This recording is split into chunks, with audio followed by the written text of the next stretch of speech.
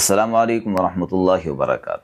فالج کا اگر اٹیک ہوا ہے تو میں کچھ چیزیں بتانے جا رہا ہوں جو آپ کو بالکل نہیں کھانی، ورنہ آپ کا مرض ٹھیک نہیں ہوگا۔ پہلے ہم اللہ سے دعا کرتے ہیں جن دوستوں کو ایسا کوئی بھی مسئلہ ہے، ایسی کوئی بھی پرابلم ہے، اللہ ان کو جلدی شفا دے، کیونکہ موت سے زیادہ زندگی بدتر ہو جاتی ہے انسان کی۔ اللہ نہ کرے کبھی کسی کو ایسی کسی بھی پریشانی کا سامنا کرنا پڑے، لیکن اگر کسی کو ہو گیا تو بھائی پرہیز ضرور کرے، دوائیوں کے ساتھ ساتھ پرہیز ضروری ہے۔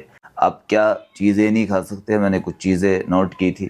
دیکھیں، نمک والی، زیادہ نمک والی چیزیں جتنی بھی ہے، جیسے اچار ہے، چٹنی ہے، پاپڑ ہے، اور اسی طریقے سے بسکٹ، چپس، ان چیزوں کو زیادہ استعمال میں نہ رکھیں۔ سمجھ رہے ہیں نا بات؟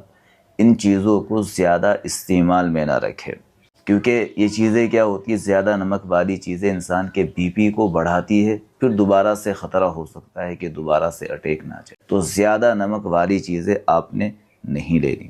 اسی طریقے سے تلی ہوئی چیزیں ہیں، سموسے ہیں، پکوڑے ہیں، کچوریاں ہے، پکوڑیاں ہے، ان چیزوں کا بھی استعمال نہ کرے، کیونکہ یہ چیزیں انسان کے بلڈ کو، خون کو گاڑھا کر دیتی ہے، پھر دوبارہ سے اٹیک کا خطرہ بن جاتا ہے۔ اپنے خون کو گاڑھا نہیں ہونے دینا آپ کو، اور یہ کولیسٹرول کو بھی بڑھا دیتا ہے۔ جب خون گاڑھا ہوگا کولیسٹرول بھی بڑھتا چلا جائے گا۔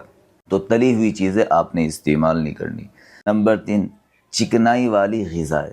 چکنائی والی غذائیں بھی زیادہ استعمال نہیں کرنی۔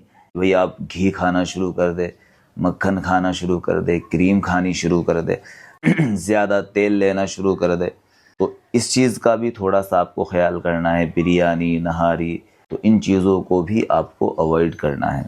اسی طریقے سے سرخ گوشت ہے، گائے کا گوشت، بھینس کا گوشت، بھینسے کا گوشت، ان چیزوں کو بھی تھوڑا سا اوائڈ کرے، نظر انداز کرے۔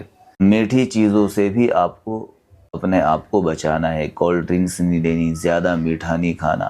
یعنی اگر میں یہ کہوں کہ بھئی نارمل ڈائٹ پر رہنا ہے، نارمل کھانے پینے پر رہنا ہے، تو شاید آپ کو بات سمجھ میں آ جائے، کلیئر ہو جائے۔ زیادہ نمک والی، چکنائی والی، سرخ گوشت، کولڈ ڈرنکس، ان سب چیزوں کو نظر انداز کرے تو انشاءاللہ آپ ٹھیک ہو جائیں۔